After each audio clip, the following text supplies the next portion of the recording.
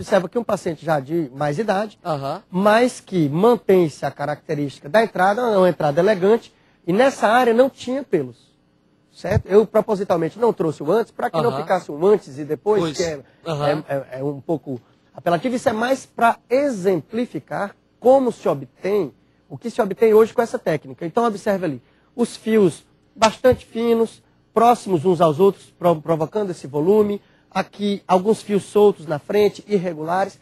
Então, esse tipo de resultado, ele é imperceptível. Se a pessoa estiver na sua frente, com esse tipo de resultado, você não percebe. Imperceptível demais, olhando aqui para essa Você foto. não percebe. E é porque tem close aqui, né? É isso, está incluso. Nossa. É claro que resultados podem variar, tanto de equipes como de paciente para paciente. É verdade. Existe o cabelo mais fino, existe o cabelo mais grosso, existe o cabelo grisalho, crespo, e uma série de nuances que fica difícil num curto tempo a gente falar sobre tudo, mas resultados variam de paciente para paciente. E tá difícil até mesmo de atender essas ligações. Tem muita gente ligando pra gente, mas já tem gente na linha. Alô?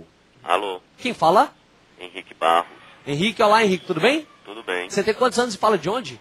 25 anos, falo de Pacatuba, metropolitana. Perfeito. Pode dizer então qual a sua dúvida, Henrique? Eu queria saber, doutor, quais os tipos de produtos, creme, shampoo, esse produto de cabelo que ele recomenda a pessoa a não usar para que evite a queda de cabelo, até mesmo assim, o início de uma calvície assim, precoce. Assim. Tá certo, então. As Quais os substâncias. produtos que ele recomenda não utilizar, não é isso? Isso, por conta da substância que o produto possui.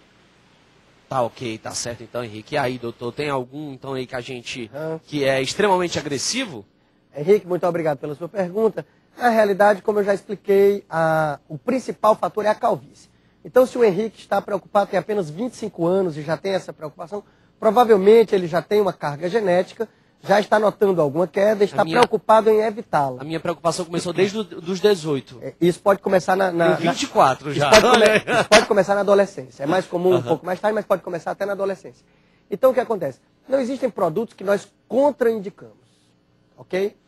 Existem tinturas, então, por exemplo, principalmente nas mulheres que têm uma área calva, o cabelo muito ralo e que pintam constantemente o cabelo, além do transplante e tratamentos medicamentosos, nós pedimos que elas não pintem. Então, temos algumas pacientes que preferem ter o cabelo grisalho após um transplante volumoso do que o cabelo pintado, mas muito ralo. Então, tinturas, veja só, não todas e não em todos os pacientes, podem agredir. Então, nós não contraindicamos o seu uso no pós-operatório, e principalmente para mulheres ou pacientes que têm o cabelo muito ralo, inclusive da área doadora, que isso pode acontecer.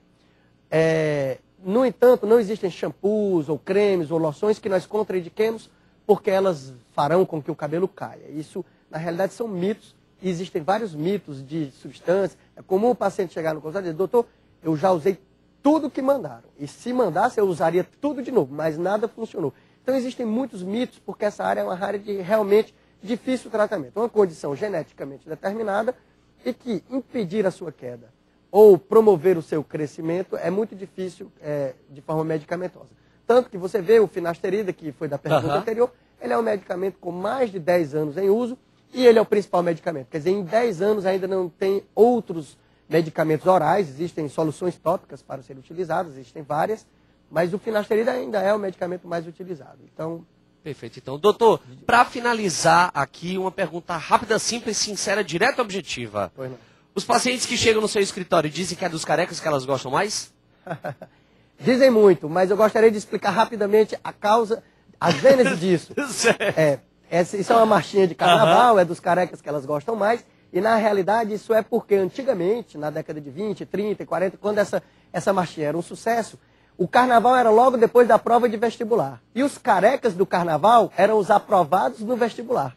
Então, todos gostavam mais, elas gostavam muito mais dos aprovados do vestibular, porque dizia-se na época que eram os bons partidos da época, os aprovados, os carecas do vestibular. Então, é daí que vem a marchinha de carnaval.